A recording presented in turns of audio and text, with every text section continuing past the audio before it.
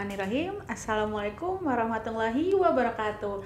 Halo Sobat Podcast UHAMKA, balik lagi bersama saya Miss Ami. Kali ini kita akan sharing time bersama partner saya nih, yang salah satu guru luar biasa, yaitu Bu Ajeng. Halo Bu Ajeng. Halo Miss Ami. Iya, Bu Ajeng, sharing time kali ini kita akan ngebahas tokoh inspiratif nih, yaitu Maria Montessori. Saya mau nanya, siapa sih Maria Montessori itu, Bu Ajeng? Silakan Bu Ajeng. Oke, baik. Sebelumnya terima kasih ya buat Miss Ami atas kesempatannya, karena pada hari ini kita lebih ke sharing aja ya tentang Maria Montessori. Nah, sekilas saya mau bahas sedikit nih, bercerita sedikit tentang Maria Montessori. Maria Montessori itu adalah salah seorang tokoh doktor, peneliti, bahkan pendidik gitu. Nah, Maria Montessori itu dilahirkan sekitar tanggal 31 Maret tahun 1870 di daerah Italia. Nah, beliau itu memang latar belakang keluarganya pun sudah mengenal tentang pendidikan gitu. Ibunya sendiri yang memang Montessori ini adalah salah seorang tokoh perempuan ya, dimana dia itu adalah seorang wanita pertama yang mendapatkan gelar doktor. Nah, ini luar biasa sekali ya, karena latar belakangnya sangat luar biasa ya Bu Ajeng ya. Iya, betul. Iya. Latar belakangnya itu memang diawali dari Maria Montessori itu adalah seorang dokter. Nah, seorang dokter yang akhirnya beralih menjadi seorang pendidik. Nah, Maria Montessori ini dilahirkan sekitar tanggal 31 Maret tahun 1870 di daerah Italia, yang memang latar belakang keluarganya sendiri pun memang kaitannya banyak sekali dengan pendidikan sendiri gitu. Bahkan dia merupakan keponakan dari seorang geologiawan di Italia gitu.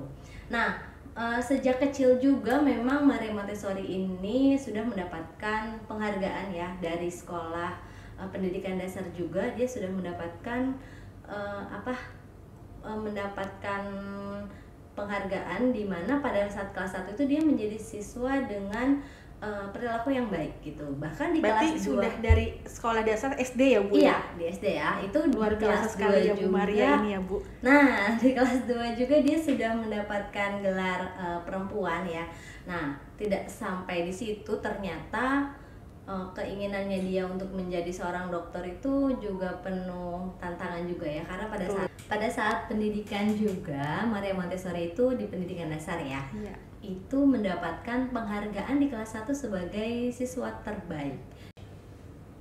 Sekolah ini bernama Casa de Bambini, di mana ini adalah sekolah pertama ya yang memang menekankan kepada anak-anak yang mengalami kesulitan belajar, apalagi anak-anak yang memang bisa dikatakan memiliki kebutuhan khusus gitu.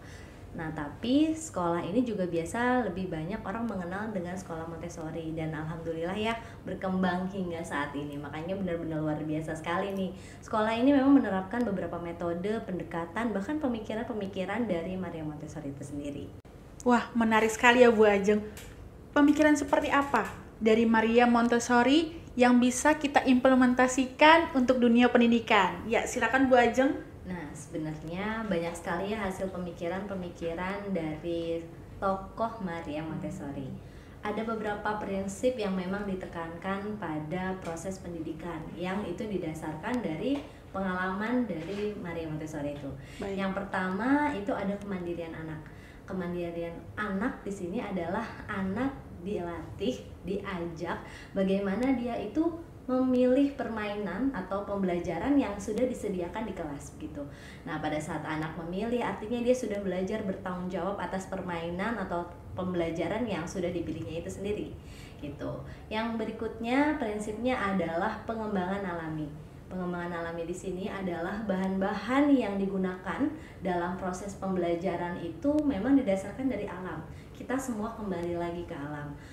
Nah, banyak sekali kegiatan yang memang bisa kita implementasikan itu di alam sendiri gitu, seperti di taman, di lapangan, di persawahan, seperti itu. Jadi anak benar-benar mengalaminya sendiri dan itu berasal dari alam. Baik, berarti pembelajaran itu tidak hanya di dalam ruangan ya Bu Ajeng? Ya, betul sekali. Bahkan di sekolah Montessori sendiri itu ditekankan bahwa ruang bermain anak itu tidak hanya di dalam ruangan saja gitu, tapi ada di luar ruangan. Jadi di dalam dan di luar. Kenapa? Karena ketika cuaca mungkin tidak memungkinkan anak-anak untuk bereksplorasi di luar, anak tetap masih bisa bermain di dalam ruangan seperti itu. Dan yang berikutnya, prinsip yang ditekankan pada Maria Montessori itu adalah pengembangan keterampilan individu, di mana Maria Montessori itu meyakini setiap individu memiliki keunikan dan potensinya masing-masing, sehingga pada saat anak mendapatkan stimulus yang tepat, dia akan mendapatkan potensi yang berkembang dengan baik. Nah, yang berikutnya adalah pendidikan sensori. Nah, kalau misalnya kita mendengar tentang Montessori, banyak sekali orang-orang yang mengenal tentang sensori. Karena sensori ini pembelajaran yang memang ditekankan dengan menggunakan panca indera. Seluruh panca indera yang dimiliki anak-anak itu diaktifkan dalam proses pembelajaran, sehingga apa yang memang anak alami itu menjadi sebuah pembelajaran untuk dia. Nah, ada lagi nih prinsip yang memang itu diimplementasikan juga hingga saat ini, yaitu pendidikan karakter, di mana setiap anak itu pasti memiliki karakter yang berbeda dan itu harus kita hormati. Dan bagaimana pengembangan dari keterampilan anak, bagaimana dia menghormati temannya ketika temannya ada yang mengalami kesulitan, itu pada saat proses pembelajaran itu dia akan mengalaminya sendiri. Bahkan dalam proses pembelajaran seperti yang tadi sudah saya sampaikan, anak memilih sendiri, kemudian anak eksplorasi sendiri gitu, tanpa benar-benar guru yang terlibat langsung gitu kan. Kalau biasanya kalau kita mengajar di kelas itu kan lebih gurunya yang menjelaskan seperti apa. Dengan metode ceramah ya Bu, ya, lebih banyaknya. Lebih banyak guru-guru itu menggunakan metode ceramah dan istilahnya teacher center ya. Tapi di Maria Montessori ini, sekolah Maria Montessori itu memang menekankan kepada student center, di mana anak-anak itu aktif gitu, benar-benar dia bereksplorasi, kemudian dia bertanggung jawab atas proses yang sudah dilakukannya.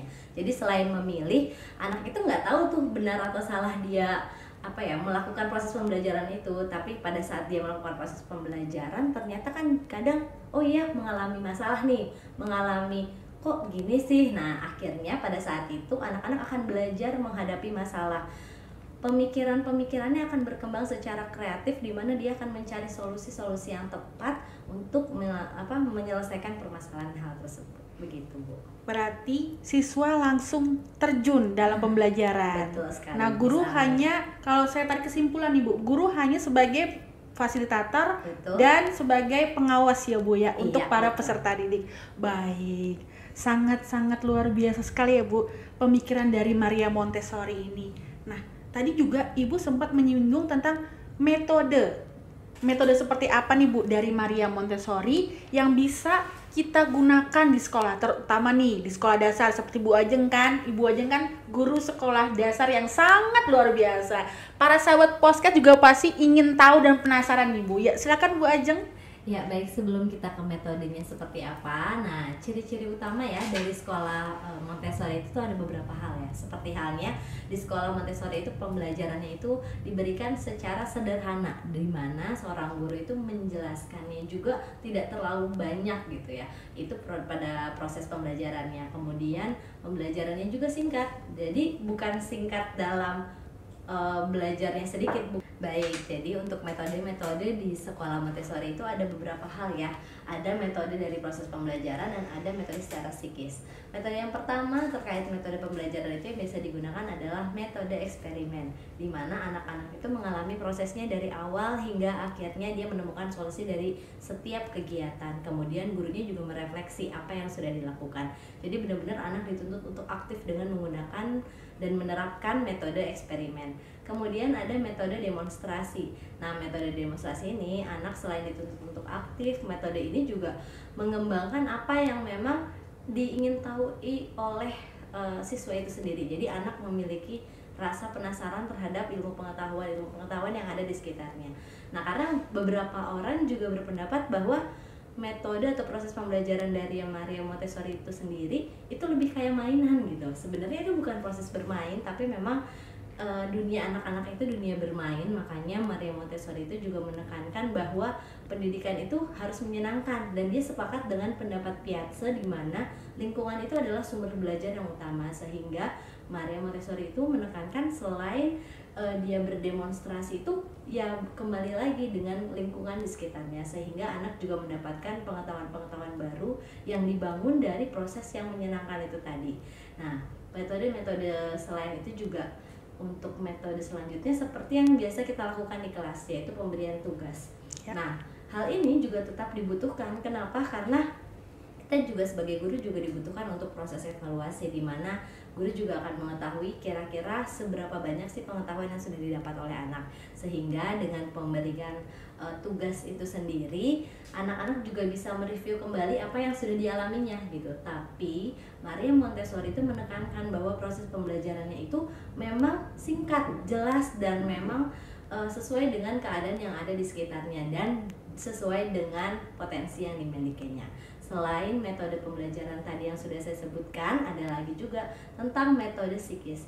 Metode psikis itu ada beberapa hal yang memang ditekankan menurut Maria Montessori, karena balik lagi ya ke latar belakang seorang Maria Montessori, di mana dia merupakan seorang dokter dari bidang kedokteran, sehingga memang untuk mengkaitkan antara psikis, antara mental dengan proses pembelajaran itu luar biasa sekali gitu. Di antaranya yang pertama adalah anak akan didorong untuk melihat kejadian yang ada di sekitarnya. Seperti halnya ketika anak melihat seorang indukan burung memberikan makanan kepada anaknya, kemudian burung itu bisa terbang, ataupun hewan-hewan yang ada di sekitarnya, sehingga dia akan mereview kembali ke dalam kehidupannya gitu. Jadi melalui apa yang diamati di sekitarnya itu bisa mendalam gitu, sehingga proses pembelajarannya itu akan lebih bermakna.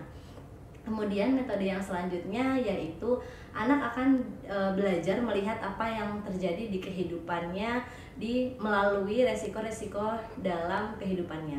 Nah, kenapa anak itu didasarkan pada resiko-resiko tadi, di mana anak itu diajarkan mengenal kehidupannya dia tuh, bahwa ya anak harus mengalami rasa mungkin cemas, rasa takut, dan ketika dia melakukan hal seperti ini dampaknya seperti apa, sehingga anak juga akan mengingat kembali di kehidupan berikutnya bahwa ketika saya seperti ini dampaknya ke saya seperti apa begitu. Dan metode yang berikutnya yaitu anak akan dilatih melalui sikap sabar dengan apa yang sudah dilakukannya gitu. Karena ketika dia melakukan sesuatu terhadap alam, seperti halnya belajar untuk menanam pohon ya, dimulai dari benih itu ditaruh di sebuah pot yang berisi tanah, anak harus menggali tanahnya, kemudian memasukkan bibitnya itu, dia pupuk, dia siram setiap hari, itu kan melatih kesabarannya dia, sehingga pada saat pohon itu sudah tumbuh besar, terus kemudian menghasilkan buah-buahan yang memang itu bisa dinikmati, sehingga kesabarannya tadi akan menumbuhkan hasil yang luar biasa untuk dampaknya untuk dia. Mungkin itu Bu Ami. Iya Bu Ajeng, dari tadi saya coba pahami nih tentang Maria Montessori ya, dari pemikiran, dari metode, itu lebih ke anak atau peserta didik terjun langsung. Nah, guru itu sebagai fasilitator. Saya ingin tanya nih Bu Ajeng, tugas dari seorang pendidik menurut Maria Montessori itu seperti apa Bu Ajeng? Baik, jadi memang tugas dari seorang pendidik ya, itu yang pertama tadi ya yang sudah disebutkan juga oleh Miss Ami, di mana guru itu sebagai fasilitator. Jadi guru memang benar-benar hanya menjelaskan, memberitahu rules permainannya atau rules pembelajarannya gitu. Jadi hanya sebagai fasilitator, di mana guru mempersiapkan media-media, kemudian proses pembelajaran yang memang akan dilakukan oleh peserta didik. Selain itu, guru juga bertindak sebagai pemimpin dari peserta didik agar memberikan rasa keingintahuannya yang lebih gitu terhadap dunia atau pendidikan, proses pembelajaran yang akan didapatkan oleh dia gitu. Jadi selain tadi ya fasilitator, pemimpin, guru juga di sini harus memberikan proses pembelajaran dengan sesederhana mungkin dan sesingkat-singkatnya. Dari kosakata, dari pada saat dia seorang guru itu menjelaskan tentang langkah-langkah tugas yang akan dilakukan oleh siswa, itu akan lebih mudah menyerapnya gitu. Jadi anak tidak akan merasa berat banget ya penjelasan dari guru saya gitu. Jadi ketika guru menjelaskan bahwa teknisnya seperti ini, nah itu anak akan lebih mudah menyerap proses pembelajaran. Yang berikutnya adalah guru juga memberikan rasa kepercayaan penuh terhadap anak. Nah, dimana kan siswa itu memang benar-benar mengalami itu sendiri ya proses pembelajarannya gitu. Nah, Maria Montessori sendiri memang itu menekankan bahwa proses pembelajaran yang sangat luar biasa itu memang terjadi di usia 0 sampai 6 tahun, Bu. Misalnya 0 sampai 6 tahun. Jadi bukan di universitas ya.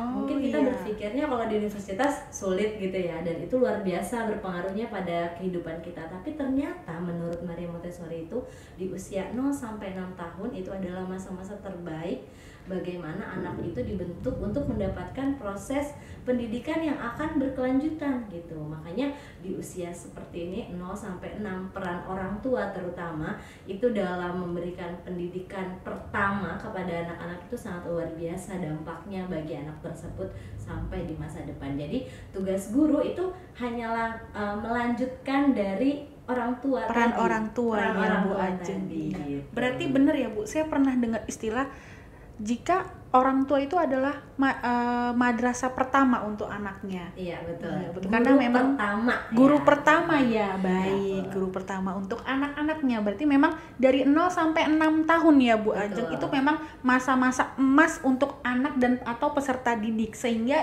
bisa menentukan sampai dia dewasa nanti. Iya betul, jadi karakternya, potensinya itu memang benar-benar dikembangkan.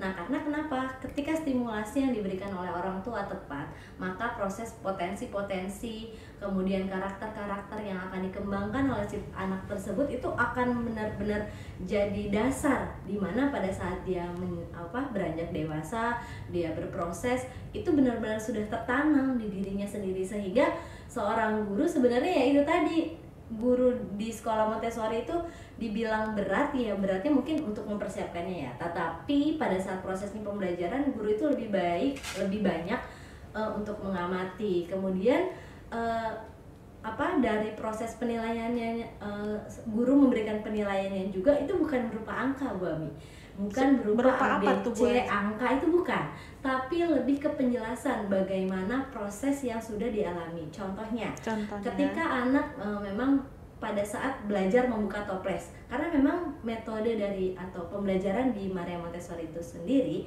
itu memang relate ya dengan kehidupan sehari-hari. Jadi benar-benar yang dialami oleh anak-anak di kehidupan sehari-harinya. Contoh sederhana tadi, membuka toples. Ketika anak diberikan atau dia memilih toples sebagai pembelajarannya di hari itu, dia akan melihat, mengamati seperti apa sih bentuk toples itu. Kemudian dia akan bertanya mungkin ya, seperti apakah ini gitu kan. Bagaimana saya mendapatkan benda yang ada di dalamnya. Kemudian dia akan berusaha membuka, mungkin akan kesulitan atau seperti apa. Nah, nanti hasil penilaiannya mungkin di hari pertama dia tidak mampu membuka si toples tadi. Nah itu disampaikan ke orang tua bagaimana proses yang sudah dilakukannya. Jadi dalam bentuk deskripsi seperti yang kita ketahui ya, kalau untuk rapot sekarang pun ada ya, ada deskripsinya. Nah itu terkait dengan kelebihan dan kekurangan dari kemampuan anak. Nah di metode Montessori itu sendiri, itu akan dikembangkan tuh. Mungkin di hari pertama prosesnya anak masih kesulitan. Nah mungkin pada saat di hari kedua gurunya memberikan stimulasi mungkin atau memberikan contoh sehingga anak tersebut bisa membuka si toples tersebut. Akhirnya pada saat penilaian itu sendiri, peran guru itu menjelaskan kepada orang tua, alhamdulillah anaknya sudah bisa nih bagaimana membuka toples itu, dan kemudian diberikan toples dengan bentuk yang berbeda. Nah tapi jangan salah, bentuk-bentuk yang memang dikembangkan, fasilitas-fasilitas yang memang ditekankan di sekolah Montessori itu sendiri memang yang berasal dari alam, sehingga anak-anak itu berasa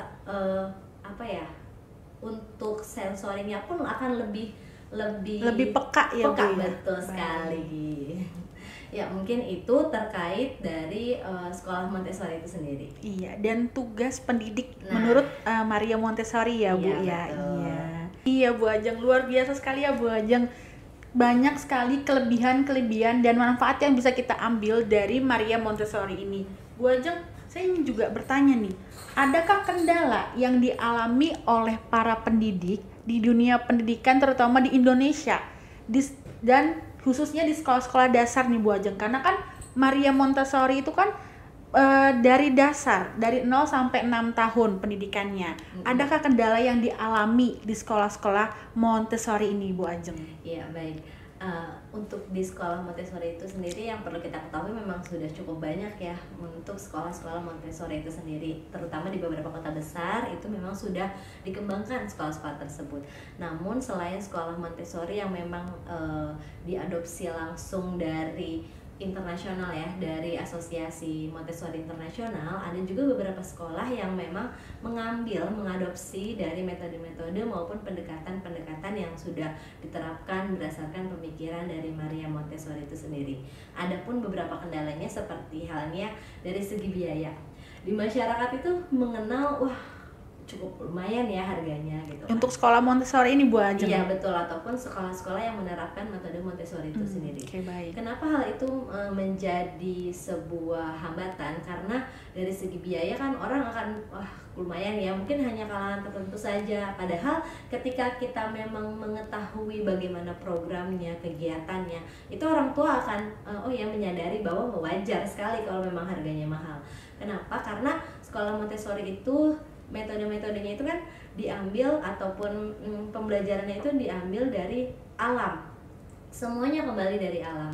Dari mulai media-media yang digunakan, kemudian ruangannya, kemudian lingkungannya itu memang didasarkan kepada alam, sehingga beberapa fasilitas-fasilitas yang memang disediakan di sekolah-sekolah Montessori itu akan kembali lagi ke alam. Jadi bukan menjadi sampah ya, dalam arti ketika benda itu rusak atau tidak bisa dipergunakan lagi, akhirnya akan kembali lagi kepada alam gitu, dan tidak mencemari lingkungan gitu. Sehingga ramah lingkungan dan ramah anak. Betul, ramah anak dan ramah lingkungan, sehingga biayanya pun akan cukup mahal gitu. Selain itu, pendidikan dari guru-gurunya sendiri kan harus dilatih nih dengan berdasarkan pemikiran-pemikirannya Maria Montessori, dan itu membutuhkan waktu dan proses yang cukup lama ketika kita akan benar-benar menerapkan, karena itu tadi kita harus berkonsisten ya dengan menerapkan proses pembelajaran di metode Montessori itu gitu. Jadi makanya kenapa mahal itu ya karena itu tadi, dari segi bahan-bahannya, dari segi guru-gurunya sendiri pun memang dilatih yang profesional gitu untuk mendidik anak-anak itu yang luar biasa untuk bereksplorasi gitu. Iya Bu Ajeng.